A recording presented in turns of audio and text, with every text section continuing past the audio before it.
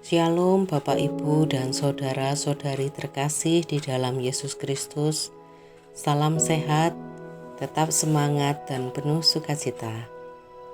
Hari ini Selasa tanggal 24 Agustus 2021, gereja merayakan pesta Santo Bartolomeus Rasul. Dan saya Ibu Francisca Ninik Mariana dari Paroki Santo Stefanus Surabaya mengajak Bapak Ibu dan saudara-saudari sekalian untuk bersama-sama membaca dan merenungkan sabda Tuhan dari Injil Yohanes bab 1 ayat 45 sampai 51. Mari kita siapkan hati, kita hening sejenak, kita mohon tuntunan Roh Kudus dengan berdoa. Dalam nama Bapa dan Putra dan Roh Kudus, amin. Allah Bapa yang Maha Kasih, terima kasih atas penyertaan-Mu pada malam yang telah kami lewati. Di hari baru ini atas kebaikan-Mu, atas anugerah-Mu, kami masih Kau beri nafas hidup. Terima kasih atas kesehatan dan perlindungan-Mu, atas udara segar yang boleh kami hirup. Engkau sungguh baik Tuhan. Kalau saat ini kami sehat, bukan karena kepandaian kami menjaga kesehatan ini, tetapi semua karena anugerah-Mu. Terima kasih Tuhan, terima kasih. Kami mau mempersembahkan waktu kami saat ini, diri kami, pikiran dan kehendak kami. Kami mau memberi yang terbaik untuk Engkau. Kami mau duduk diam, membaca dan merenungkan sebagian firman-Mu sebagai persembahan kami untuk menyenangkan hati-Mu. Ya Allah Roh Kudus, mohon bimbingan dan terangilah akal budi kami, agar kami boleh mengerti kehendak dan rencana-Mu melalui sabda hari ini.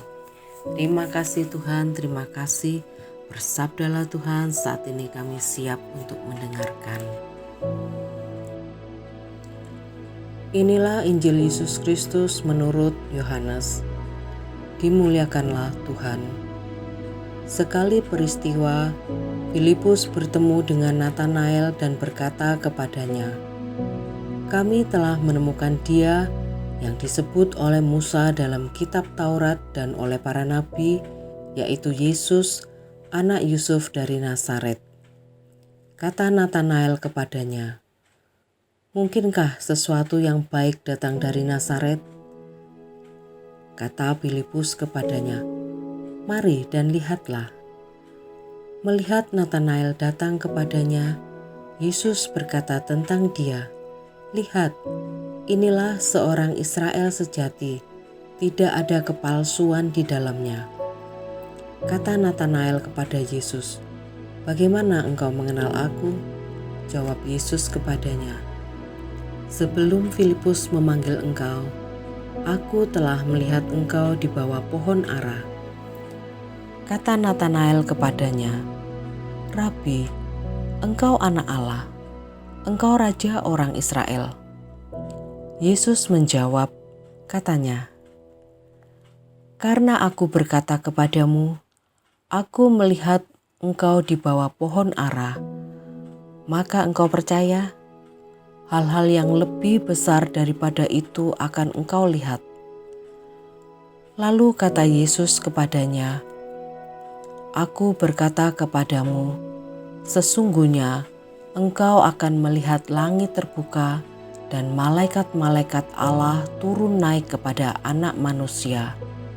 Demikianlah sabda Tuhan. Terpujilah Kristus.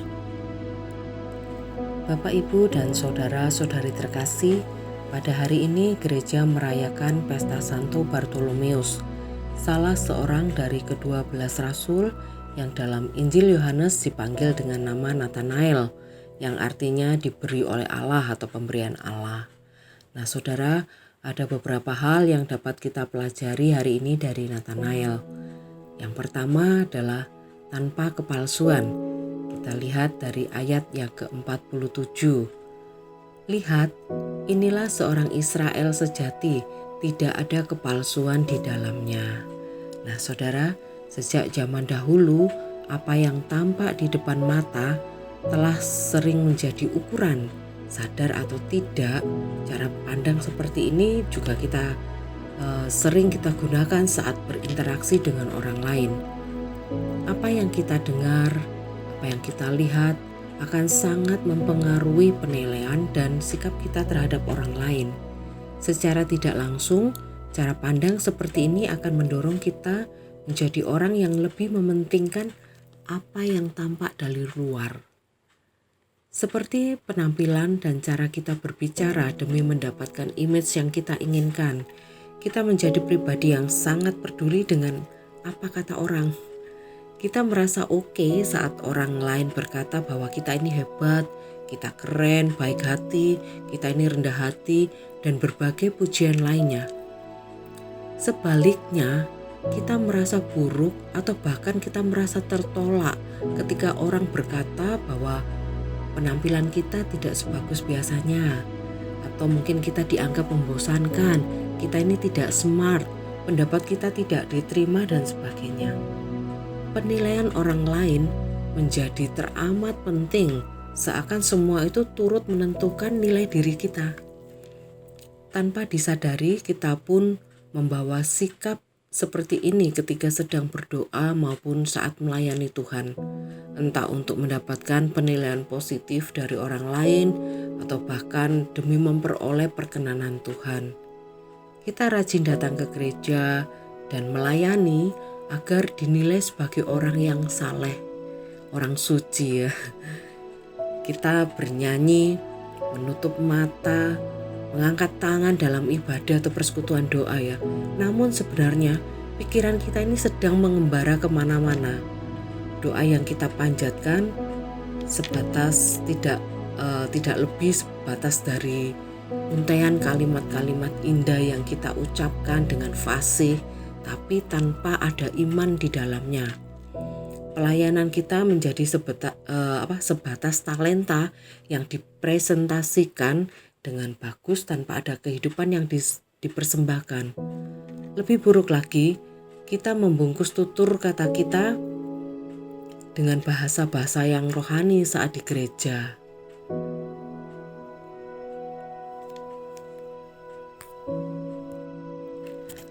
Padahal kita kerap meluapkan emosi dengan kata-kata yang tidak pantas di luar lingkungan gereja, misalnya di lingkungan kerja atau dalam keluarga.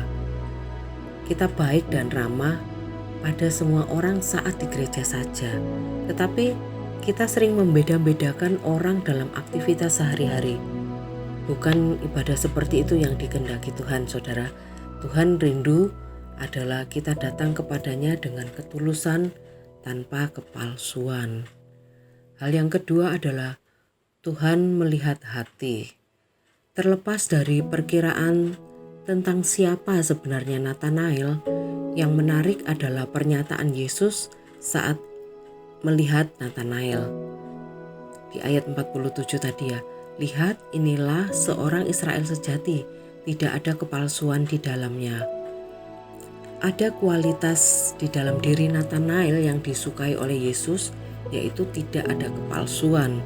Tidak ada kepalsuan berarti tanpa tipu daya, tanpa tipu muslihat, tanpa kebohongan, tidak bermuka dua. Ini berarti semua yang ada pada diri Nathanael, yaitu perbuatan, tutur kata, hati dan pikirannya, semuanya itu apa adanya. Apa yang tampak di permukaan merupakan refleksi dari apa yang ada di dalam dirinya tanpa kepura-puraan. Seperti yang tampak di mata orang memang demikianlah dia, demikian Nathanael ya. Jadi seperti itu, tidak dibuat-buat, tidak munafik. Ketulusan Nathanael itu berkebalikan dengan bangsa Israel pada zaman itu, terutama pada ahli Taurat dan kaum Farisi yang hanya mementingkan hal-hal lahiriah. Nah, pada kesempatan yang berbeda, Yesus mengecam mereka. Celakalah kamu, hai ahli-ahli Taurat dan orang-orang Farisi. Hai kamu orang-orang munafik, sebab kamu sama seperti kuburan yang dilapur putih, yang sebelah luarnya memang bersih tampaknya, tetapi yang sebelah dalamnya penuh tulang belulang dan berbagai jenis kotoran. Demikian jugalah kamu, di sebelah luar kamu tampaknya benar di mata orang, tetapi di sebelah dalam kamu penuh kemunafikan dan kedurjanaan. Ya, kita lihat di Injil Matius bab 23 ayat 27 sampai 28. Nah, Saudara, di tengah kondisi bangsa Israel yang seperti itu, tidak heran bila Yesus menyebut Natanael sebagai Israel sejati. Sebagus apapun performa seseorang di mata manusia, nilai seseorang itu tidak ditentukan oleh apa yang tampak di luar, sebab mata Tuhan menembus jauh hingga ke dasar hati. Nah, di 1 Samuel 16 ayat 7b dikatakan, bukan yang dilihat manusia yang dilihat Allah.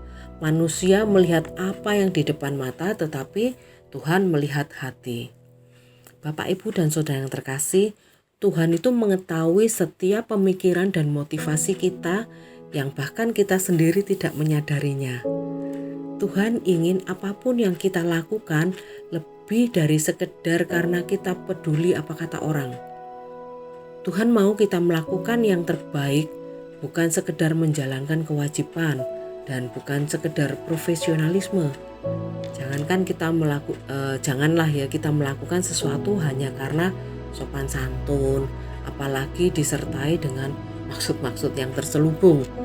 Tuhan ingin kita hidup tanpa kepalsuan, tidak ada yang munafik.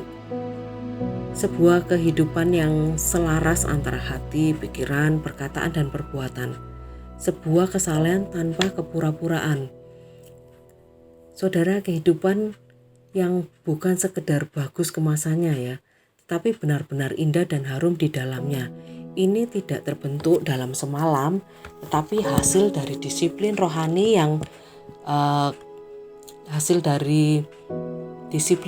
dan konsistensi yang terus-menerus memutuskan hidup dengan hati yang benar di hadapan Tuhan. Hal yang ketiga yang dapat kita pelajari dari Natanael adalah mudah mempercayai Tuhan. Saudara, Natanael terkejut bagaimana ketika Yesus mengenal dia, padahal mereka itu belum pernah ketemu sebelumnya. Sesaat setelah mendengar jawaban Yesus, sebelum Filipus memanggil engkau, aku telah melihat engkau di bawah pohon ara. Natanael memberikan pernyataan spontan yang menunjukkan keyakinan akan siapa Yesus. Rabi, engkau anak Allah, engkau raja orang Israel. Ya, ayat 49 dikatakan demikian. Lihatlah betapa mudahnya Natanael mempercayai Yesus.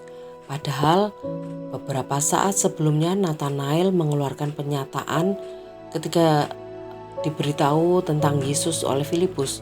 Mungkinkah sesuatu yang baik datang dari Nazaret? Di ayat 46 ya dikatakan demikian. Natanael ini merupakan contoh bagaimana orang yang tanpa kepalsuan akan mudah mempercayai Tuhan, sebab hatinya tulus dan murni di hadapan Tuhan. Mengapa kadang kita sulit untuk percaya kepada Tuhan? Salah satu penyebabnya adalah karena kita ini belum sungguh-sungguh tulus dan murni terhadap Tuhan. Tanpa sadar kita masih memiliki agenda tersembunyi dan motivasi terselubung terhadap Tuhan. Kita tidak datang kepada Tuhan dengan apa adanya. Seringkali semua itu terpendam jauh di dalam lubuk hati. Tetapi Tuhan yang melihat hati mengetahui segalanya. Karena itu saudara, izinkan Tuhan menyelidiki hati kita, meluruskan dan menunjukkan kekeliruan kita supaya tidak ada penghalang antara kita dengan Tuhan. Ya, seperti di dalam doanya Sang Pemazmur di hadapan Tuhan yang Maha Tahu ini juga menjadi doa kita ya. Selidiki aku ya Allah, kenalah hatiku, ujilah aku dan kenalah pikiran-pikiranku. Lihatlah, apakah jalanku serong dan tuntunlah aku di jalan yang kekal. Mazmur 19 ayat 23 sampai 24 mengatakan demikian. Hal yang keempat adalah melihat hal-hal yang lebih besar. Hidup tanpa kepalsuan akan membuat kita tidak rumit di dalam mempercayai Tuhan dan lebih mudah mengikuti tuntunan Tuhan karena kita percaya kepadanya. Berjalan dalam tuntunan Tuhan akan membawa kita pada hal-hal yang lebih besar sebagaimana janji Yesus kepada Nathanael. Engkau akan melihat hal-hal yang lebih besar daripada itu. Hal-hal yang lebih besar bukan hanya tentang mujizat, pertolongan Tuhan, berkat, uang, promosi, dan hal-hal seperti itu. Jauh lebih besar dari itu semua adalah pengenalan akan Tuhan. Tuhan Yesus berkata, "Sesungguhnya engkau akan melihat langit terbuka dan malaikat-malaikat Allah naik turun kepada anak manusia." Bapak, Ibu, dan Saudara yang terkasih, adalah sebuah kasih karunia untuk diizinkan mengenal Tuhan secara pribadi.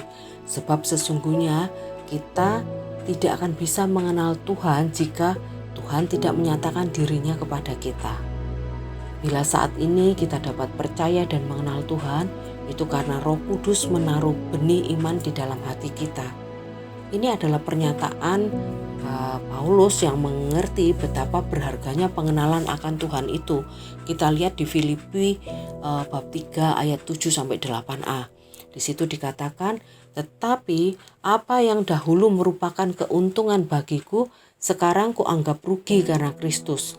Malahan segala sesuatu kuanggap rugi karena pengenalan akan Kristus Yesus, Tuhanku, jauh lebih mulia daripada semuanya." Amin, saudara. Percaya dan mengenal Kristus adalah hal paling berharga dalam hidup ini. Tanpa Kristus kita akan tersesat, tanpa tujuan, tanpa keselamatan. Karena itu, mari kita setia mengikuti Kristus. Mari kita menjaga untuk tetap hidup dalam ketulusan dan kesalehan sejati tanpa kepalsuan. Sehingga kita menjadi orang yang gampang dibentuk Tuhan dan tidak memberontak saat dituntunnya. Dengan tetap percaya dan hidup dalam tuntunannya, maka kita akan semakin dalam mengenal Tuhan, mengenal Dia, dan mengalami hal-hal yang lebih besar bersamanya. Amin. Marilah kita berdoa. Tuhan Yesus, kami bersyukur dan berterima kasih atas firman-Mu hari ini. Biarlah kami belajar meneladan Nathanael yang senantiasa tulus dalam bersikap dan percaya sepenuhnya kepadamu. Kalau saat ini kami boleh ambil bagian dalam pelayanan, baik itu di gereja, di masyarakat, terlebih dalam keluarga, biarlah kami boleh melayani dengan tulus tanpa ada motivasi lain. Kami percaya Tuhan, Engkau melihat hati kami. Ampuni kami Tuhan bila ada motivasi-motivasi yang keliru, yang tidak berkenan kepadamu. Biarlah semua yang boleh kami lakukan ini menyenangkan hati-Mu dan menjadi persembahan yang harum bagi kemuliaan-Mu. Terima kasih Tuhan, terima kasih. Mohon pimpinan dan penyertaan-Mu sepanjang hari ini. Semua doa dan permohonan ini kami naikkan di dalam nama Yesus Tuhan dan Juru Selamat kami. Amin. Dalam nama Bapa dan Putra dan Roh Kudus. Amin. Bapak, Ibu, dan saudara-saudara yang terkasih, demikian renungan kita hari ini.